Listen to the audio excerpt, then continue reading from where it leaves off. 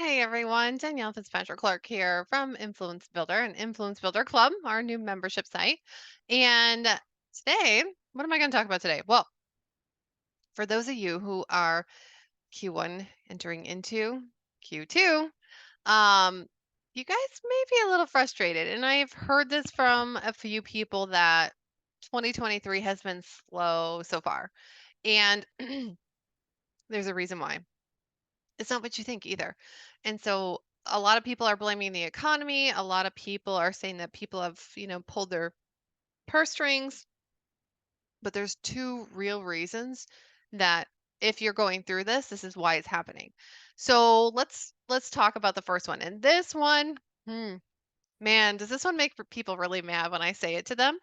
Um, and it has to do with their programs and their products. And so when you look at the programs and products, you looked at how it's positioned, and you look at the verbiage, the messaging, the branding that's used with it. What it ends up being is something that's not a must have for their ideal clients. It's a nice to have. And don't get me wrong, we all do this. Like I even do this sometimes where I have a great product. It's something that people really do want. It's something that they need. But then when I position it and when I position the messaging, it actually is going out to the wrong people, right? So the people who don't see this as a must have in the moment, they see it as a nice to have. And so you really have to kind of take a deeper look at who is it that I'm looking to attract in? Who is that actual ideal buyer? And the ideal buyer is like the ideal. It's somebody who is, this is who I want to work more with.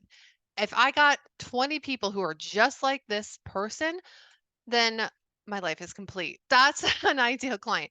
Now, your target audience is a little bit different. Your target audience is the whole audience needs what it is that you offer. So, when it comes to positioning a program or product, the first thing you guys have to do is take another step back and take a step back from the ideal client. Instead of just the ideal client, look at the target audience. Who needs what it is that you have? And not just a need like, hey, this would be great if I had this. And maybe, we don't want them to say this would be great because there's a but. There's a but after it. And the but is, but that's a nice to have next year. Or, but not right now. But, not right now. Not that at this time. Don't really need it. It's not on the priority list, all those good things. So, really, you want to look at a target audience as a whole and the solution that you offer that target audience. Is it something that they really need right now? Right? And it's okay if they don't need it right now. You just also have to balance this with the next thing that is actually keeping you guys from getting the sales that you want.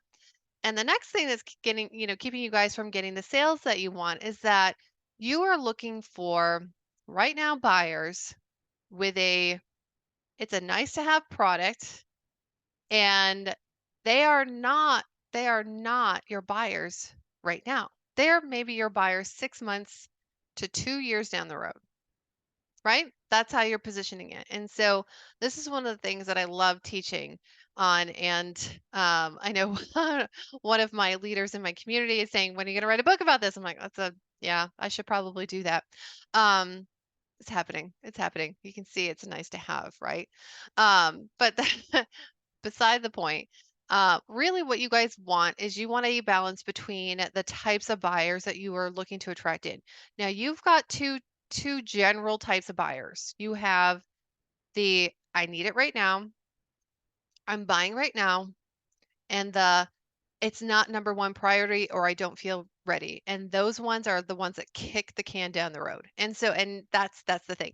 There's a lot more to it. I mean, we're in the online space. Online space is completely different than in person or in stores. They have a different marketing tactic. When it comes to online, you really have two types of buyers, which are the fast buyers and the slow buyers. And and this is the thing, you guys be like, oh, I just want the fast ones. You want both. So, what does that mean for you right now? If you're not getting the sales that you want, then you have been attracting in your slow buyers. What is happening right now is actually the cause and effect of what you did 6 months to a year ago for your marketing and your sales. And here's what happens to a lot of people is that they will sell, they'll go into launch mode, they'll exhaust themselves too, and they will fill their programs, right? And so once they're full, once they're full, they have fulfillment and they're complete, but they don't keep marketing and selling, which you absolutely want to always be marketing and selling yourself. Does even if you don't have a program open at that time.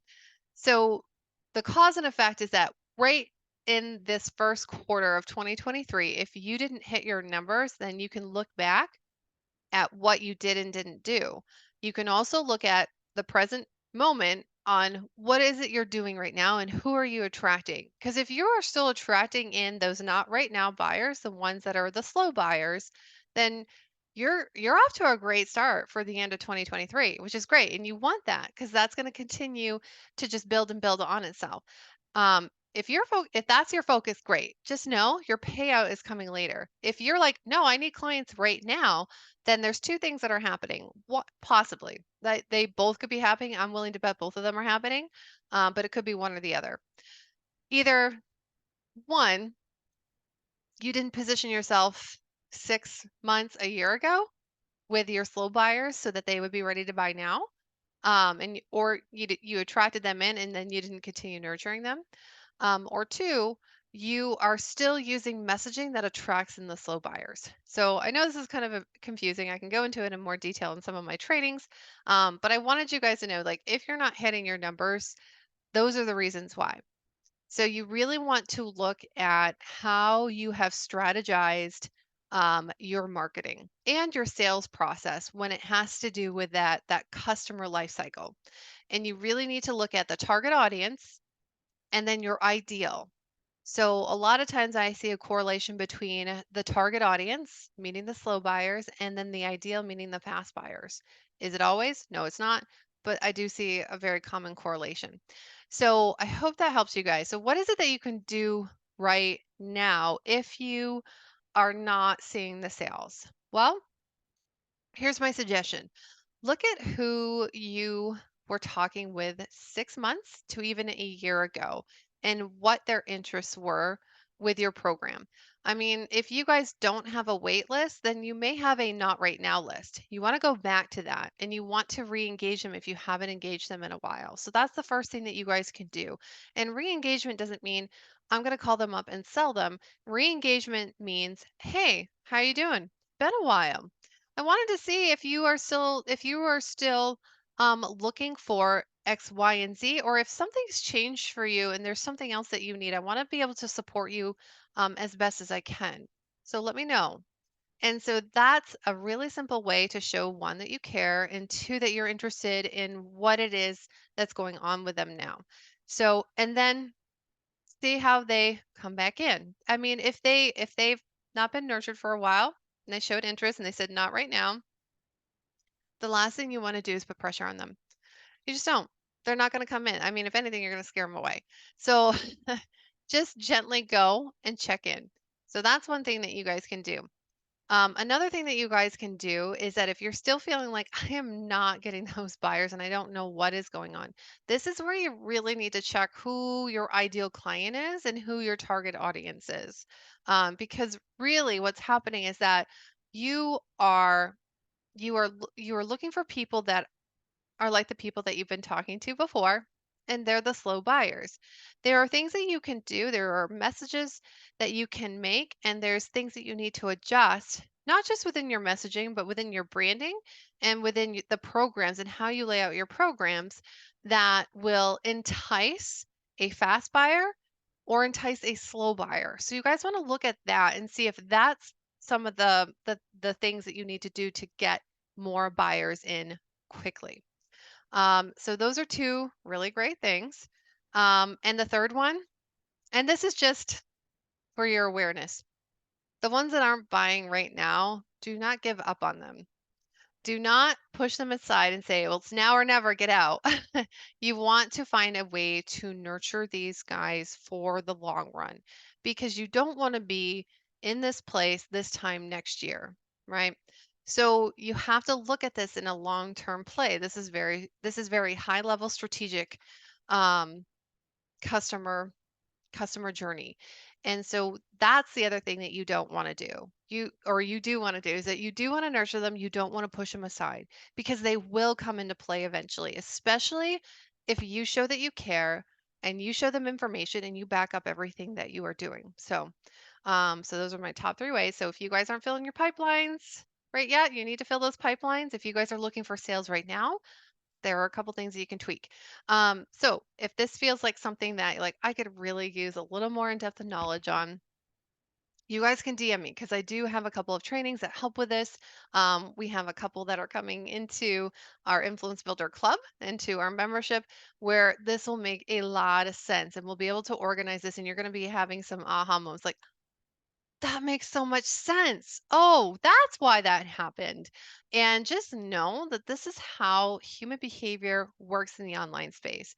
Now, we hear all the time like the numbers don't lie. No, they don't. What's really underneath the numbers though, that's where most people get lost. They see the numbers, they don't know why the numbers are acting the way that they are. That's where I can help you guys. So, you can DM me whichever platform you're seeing this on, DM me. You can ask me. I would love that training because it does make a big difference and going into depth on that. And I'm happy to point you guys in the right direction. All right. I hope you guys enjoyed. Bye for now.